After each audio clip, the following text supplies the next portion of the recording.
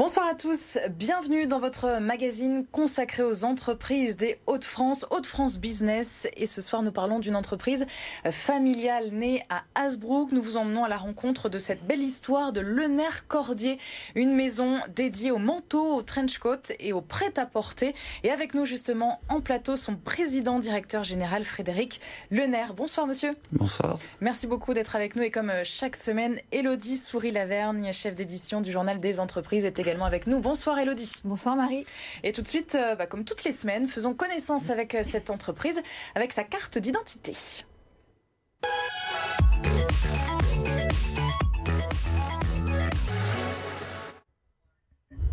Lenert Cordier, eh bien, cette entreprise est née en 1954 par Marguerite Lenert Cordier, votre grand-mère, monsieur Lenert. On y reviendra dans un instant. 85 salariés sur le site d'Hazebrouck. Le chiffre d'affaires l'an dernier, en 2019, 19 millions d'euros. Il y a 2 showrooms à Paris et à Pékin. Première question, monsieur Lenert, pour commencer cette interview. Au printemps dernier, comme beaucoup d'entreprises, y compris les entreprises du textile, vous avez vécu un arrêt brutal de votre site à Hazebrouck, mais vous vous êtes reconverti en urgence. Qu'est-ce que vous avez fait ? Alors, comme tout le monde, l'économie s'est arrêtée. Nos clients s'arrêtaient. C'était très très brutal. Hein. C'est du jamais vécu dans l'histoire de notre entreprise. Néanmoins, très vite, un sursaut de spontanéité, de mobilisation a fait que très vite le personnel et mes équipes et moi-même se sont mobilisés pour concevoir et fabriquer des masques qui correspondaient à une urgence absolue à l'époque. Oui, c'était l'actualité, la grande actualité pour les entreprises du textile du moment. Il fallait mettre la main à la pâte, quoi. Ça a été tout simplement l'opportunité de poursuivre notre activité d'une certaine façon, de ne pas mettre à l'arrêt notre usine et en même temps de se mobiliser pour des masques et aussi des blouses pour les hôpitaux qui étaient en pénurie absolue. On a tous en tête les difficultés récentes de distributeurs dans le domaine du prêt-à-porter. Je pense à Célio, je pense à Camaïeu, il y en a eu d'autres.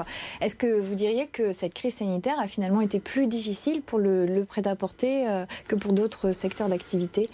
Il est clair que dans la consommation, déjà que la consommation textile-habillement est difficile depuis plusieurs années. Hein, on est sur une tendance de consommer moins mais mieux.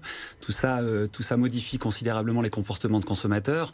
La crise qui est arrivée dessus a complètement paralysé l'économie de la distribution. Nous, en tant que fabricants, manufacturiers, on a vécu les choses un petit peu de façon décalée. D'abord parce qu'on travaille avec un portefeuille de clients relativement large, mais néanmoins, on s'est retrouvé quand même à l'arrêt. Il a fallu changer complètement notre économie, passer d'une économie marchande à une économie, j'allais dire citoyenne, qui a donné énormément de sens à l'ensemble de nos équipes, à notre personnel et des acteurs qui nous entouraient. Et vous fabriquez donc des vêtements pour ces acteurs, ces distributeurs de prêt-à-porter, et vous avez aussi vos propres marques. Oui. Pourquoi ce choix et comment ça se répartit dans votre... C'est un choix historique. Hein. Nous sommes industriels, nous avons été un petit peu comme toutes les entreprises du textile et de l'habillement, étaient les sacrifiés de la mondialisation.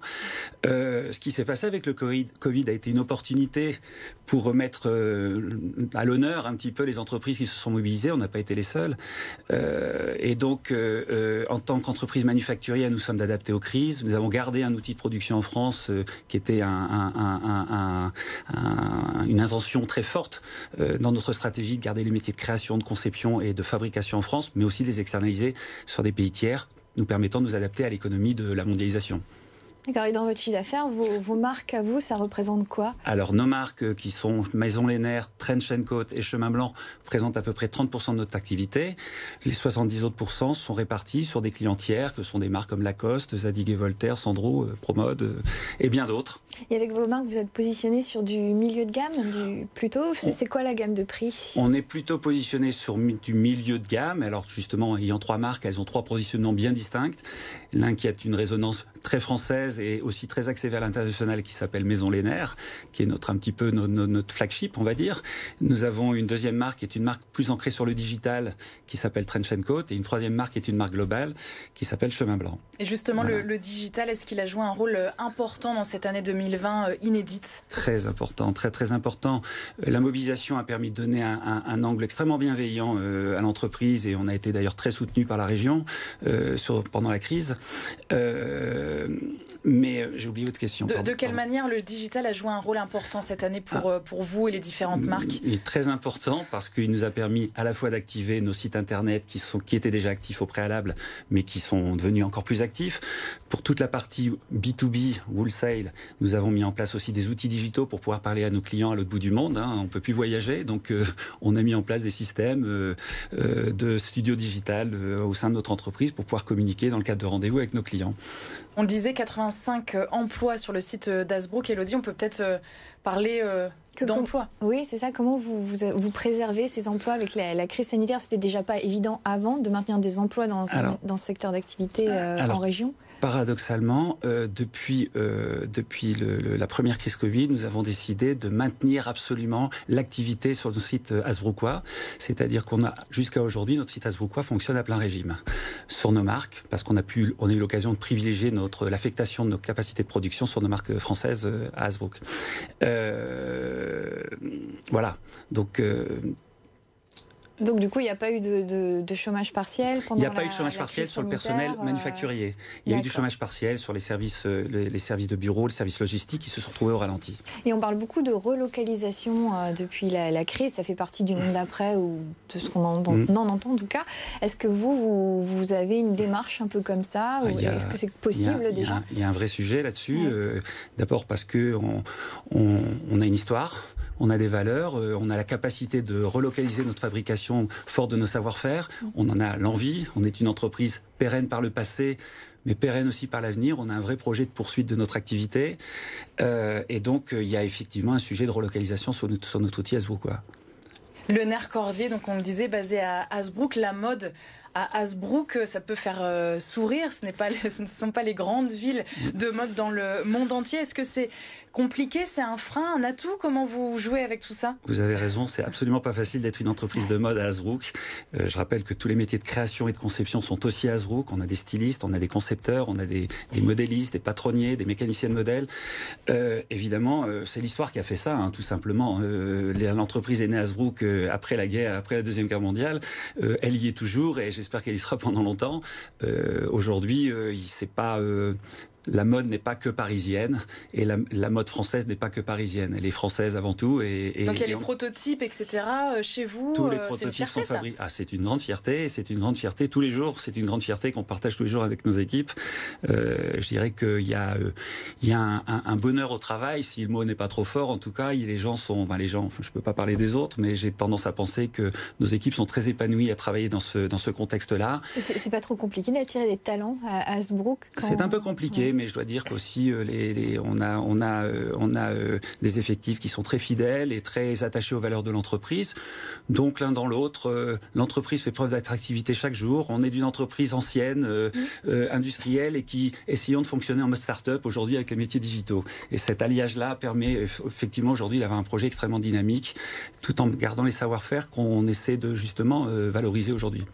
Donc le prototypage est à Hasbrook et vous produisez en Europe, c'est ça? Vous êtes en Ukraine? Alors, on a une outil de production en Ukraine, une filiale, qui participe à l'économie de l'entreprise hasbrookoise.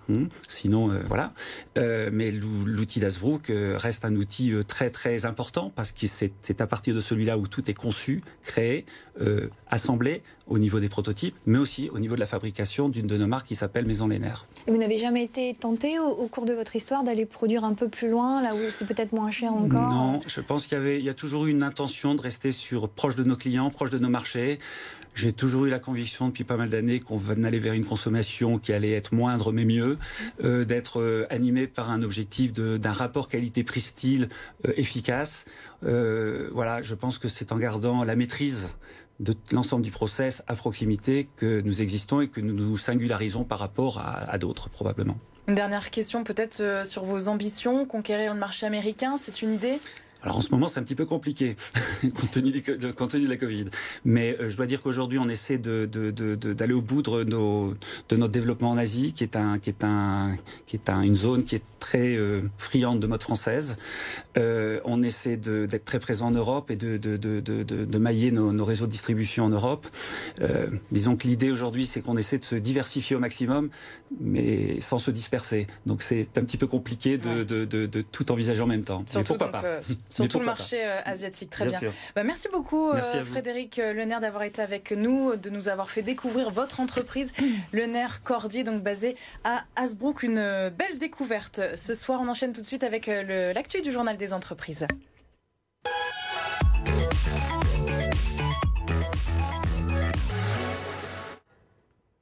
Et cette semaine, Élodie, de quoi parle-t-on ? Alors on va parler de Bombardier Transport. Après les investissements qui ont été annoncés récemment par Nestlé, Purina et par Rerta dans leurs usines nordistes, c'est au tour de Bombardier Transport. Le constructeur ferroviaire va investir 25 millions d'euros dans son usine de Crépin. Une opération qui va lui permettre de faire face à une hausse des demandes avec 5 gros contrats à honorer d'ici 2024. Bombardier Transport va utiliser cette somme pour moderniser son outil de production, renforcer ses capacités de stockage et monter en cadence.